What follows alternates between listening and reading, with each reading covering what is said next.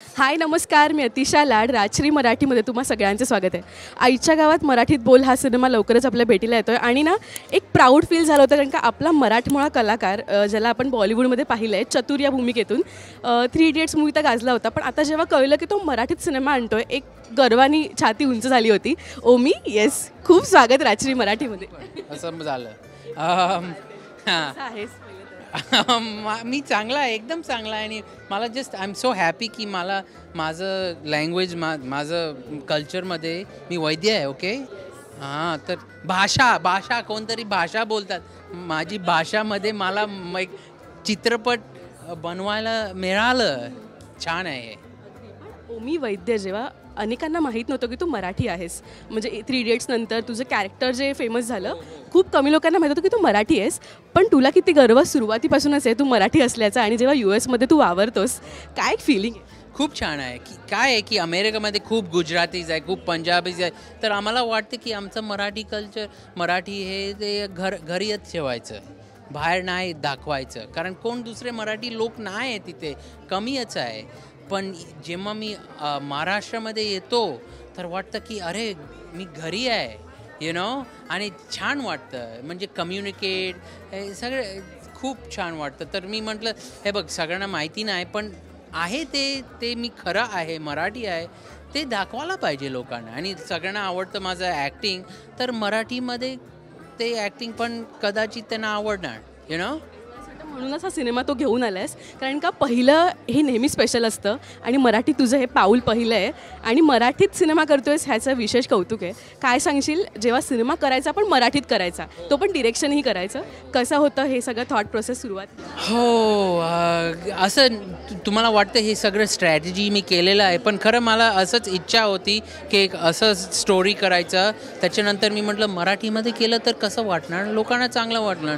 नंतर एक चांगलं स्क्रिप्ट केलं, लेखक बरोबर को रायटिंग केलं, त्याच्यानंतर चांगलं कॅस्ट मिळालं आणि सगळं असं ऑपऑप झालं म्हणजे तर भगवानकडून काहीतरी मिळालं.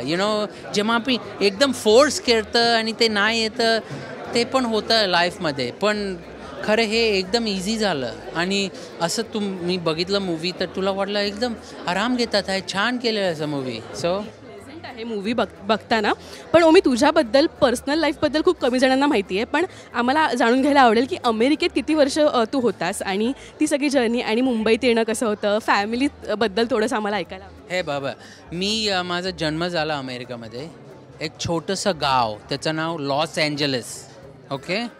आणि आणि तिथे काय झालं की मी नाटकच केले तिथे मराठीमध्ये. हो, छोटे म्हणजे किड्सचे नाटक असे. नंतर मी इथे येत होता, इथेच सिद्धिविनायक आमचं आजी आजोबा इथे राहत होते आणि मी मराठीच बोलत होता, असंच बिंदास. कोण रिक्षा ड्रायव्हर UPमध्ये नियर, मी म्हणतो तिथे सरळ जा आणि ते कर, आणि त्याला काय कळत नाही, पण मी मराठीच बोलत होता. आणि लोक म्हणत होते हे तुझा तो मुलगा तो काहीतरी असं मराठी काय तो कुठे गेला.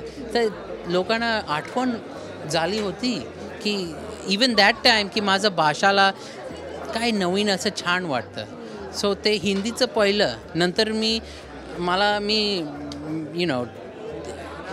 मी स्कूलमध्ये खूप शिकलेलं आहे आणि तसं इझी झालं. मेडिसिन की काय, सगळे माझे वैद्य म्हणजे सगळे डॉक्टर्स आहे माझ्या फॅमिलीमध्ये, पण मला तसं इच्छा नाही होती. आणि नंतर मंच पर आलं तर मला असं वाटलं की हे काहीतरी आवडतं मला, आणि ते मी सुरू केलं. तिथे TV केलं, द ऑफिस सगळ्यांना माहिती आहे, त्याच्यात स्टीव्ह करल बरोबर काम केलेलं आहे. तर त्याच्यानंतर असं अचानक, आणि लाईफमध्ये असं होतं जेव्हा तुला काय पाहिजे, मला हॉलिवूडमध्ये काम पाहिजे होतं आणि असं बॉलिवूडमध्ये अचानक मला एक ऑपॉर्च्युनिटी मिळालं. आणि तो मूवी 3 इडियट्स मला माहिती नाही होतं की ती इतका आमिर खान आहे आणि सगळे मोठे आहे, मला कोण बघणार, पण बघितलं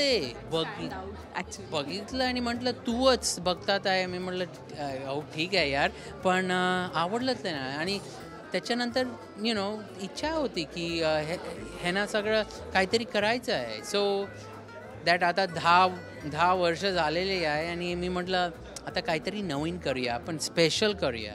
आणि मी म्हटलं खरं मला मराठी माहिती आहे, म्हणजे मराठी कल्चर आणि Marathi people more than anything else in India. हिंदीचं आणि काय ते काय मी माझं खरं ते आयडेंटिटी कशाला नाही बाहेर करतो, यु नो. खूप प्राऊड फील होतं आहे की जेव्हा एक मराठी माणूस मराठी सिनेमा घेऊन येतो आहे आणि आईच्या गावात मराठीत बोल हे नाव फिक्स होतं का सुरुवातीपासून की हेच ठेव? नाही, दुसरे शब्द नावं होते, पण ते असं चव चांगलं नाही होतं जेव्हा आपल्याला वाटतंय. हां. आणि काय झालं की अविनाश विश्वजीतने एक भारी सॉन्ग केलं आईच्या गावात मराठी बोल आमचं मूवीसाठी, चित्रपटसाठी. सगळ्यांना हे सॉन्ग आवडलं आणि म्हटलं अरे हे सॉन्ग आमचं मूवीचं थीम आहे, म्हणजे आईच्या मराठी बोलायचं तू बोलतो आहे, तू प्रयत्न करतो आहे, तर आम्ही हा मूवीचं नावच ठेवायचं आईच्या गावात मराठी बोल. आणि ते आला मोठा शाणा असतं, आला मोठा शाणी झालंय, असे बरेच मोमेंट्स झाले असणार. हो, एकदम बरेच मोमेंट. किती मोमेंट अर्धे कट करायला पाहिजे, कारण स्टोरी फॉरवर्ड जायला पाहिजे ना. पण खूप लोकांना मजा येणार. भाषा असं शेक्सपियरसारखं नवीन नवीन शब्द मी बनवलेले आहे आणि लोक म्हणणार अरे वा हे कधी ऐकलेलं नाही. पण आता खूप मराठी खूप छान बोलतोस आणि खूप छान वाटतं ऐकायला. ओमी, ऑल द बेस्ट तुला, आणि आम्हाला अजून तुझ्याकडनं सिनेमे आवडतील असे बघायला. हो, सगळ्यांना उमेद आहे की मी आणखी चमत्कार करणार. सो प्लीज आप बघा, एन्जॉय करा, सांगा मला की आवडलं की नाही की काय. आय होप तुम्हाला आवडलं, तुमच्यासाठीच केलेलं आहे. अँड कदाचित आणखी करायला येणार. Thank you so much Omi, all the very best. Thank you.